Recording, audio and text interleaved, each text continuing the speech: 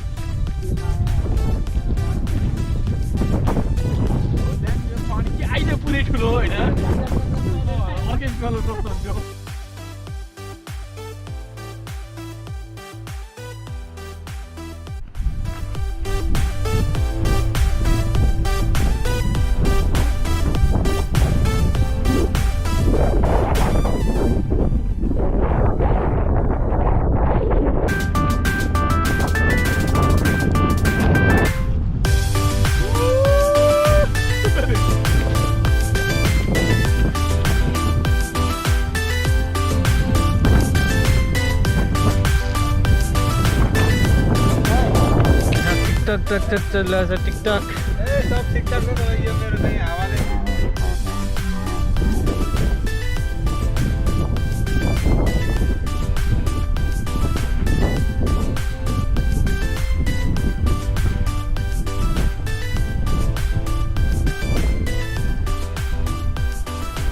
Ladies and gentlemen, I'd like to welcome you guys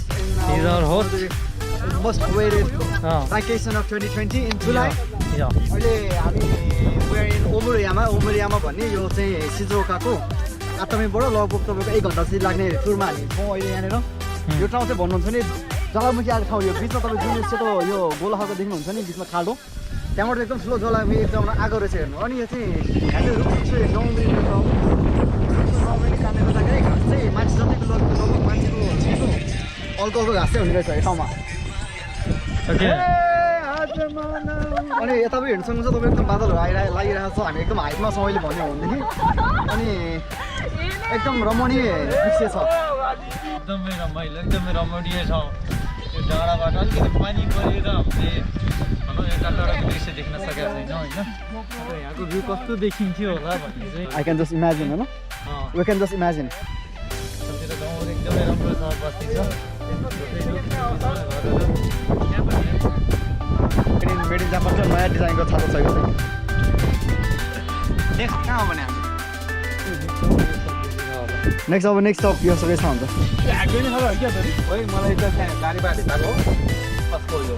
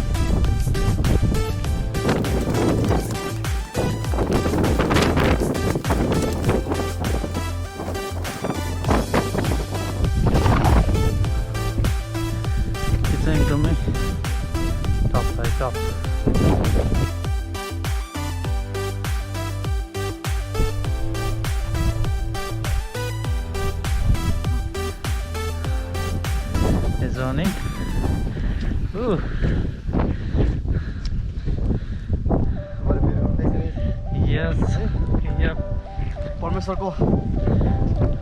पुरानो ठाउँ त्यो डाँडा थियो कुन डाँडा थियो त्यो अगाडिको त्यो झनै ठुलो रहेछ नि त्यो डाँडा है त्यो झनै ठुलो जस्तो छ नि योभन्दा नि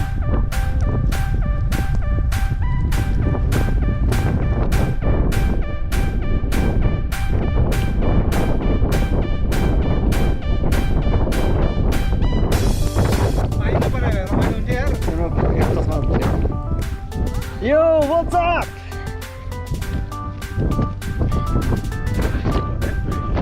यहाँ क्या हाल्ने है पानीले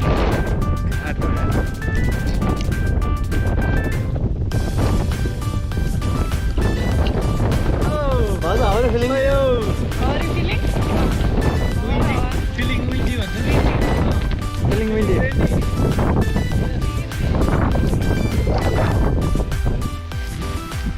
मेरो माया लाउँछ र माया लाग्छ त्यसै अस्पतालमा मान्छे घरमा आफूले उडा जस्तो भएको हेर्नु न न छन् समातिने मान्छे पनि छैनन् हामी जस्तै सुन्नुपर्छ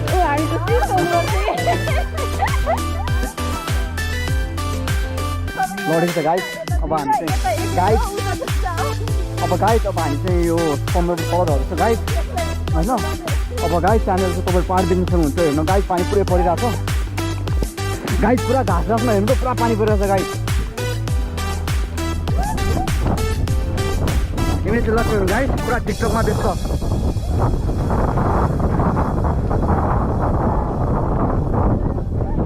गाइस पुरा बर्फा उडिरहेको छ गाइस